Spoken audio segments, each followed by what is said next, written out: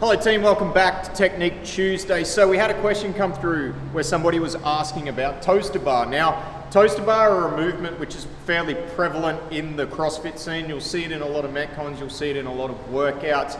And what it is it's basically when you're hanging from a bar, you're going to take your feet and your toes are going to touch the bar. Okay, hence toes to bar. Now, what I'm going to talk about today is not necessarily technique on the toaster bar. What I'm going to talk about is probably one of the biggest limiting factors I see for a lot of people when they're trying to do that movement.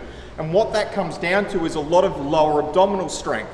So I'm going to go through what we would use for a progression for toaster bar and kind of some benchmarks that I believe you want to aim for to progress to that point where you can start to look at adding in that kip and making it a little bit more of a dynamic movement. Now, obviously the first thing is you're hanging from the bar, so if there's a grip deficiency there, that's going to cause you some issues. So number one thing is really being able to do a good active dead hang. So jumping up to the bar and then pulling those shoulders down towards your back pocket, keeping that scapula nice and active.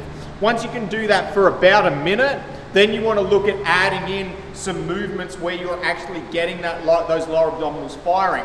And that can be a combination of starting off doing just some knee raises and doing some strict leg raises. Now, when we do those, what we want to try and do is not just do them willy-nilly without any control, but making sure that specifically the downward portion of the movement, we're exhibiting a lot of control. Because what you'll find if you don't control the movement, if we just kind of bring it up or down, we'll start to get this excess swinging.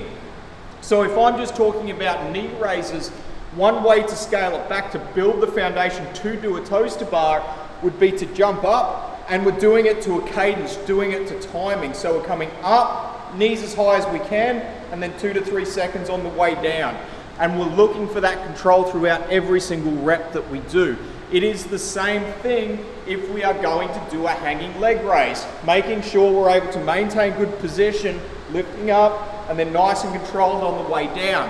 When we hit that bottom position, what we don't want to do is we don't want to end up in this pendulum having extra momentum that's caused from lack of control on the way down.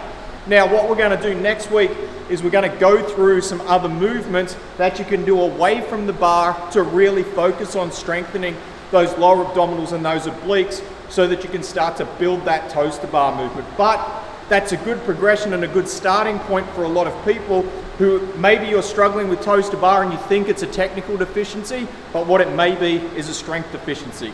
Hit those, let me know how you go. Any questions?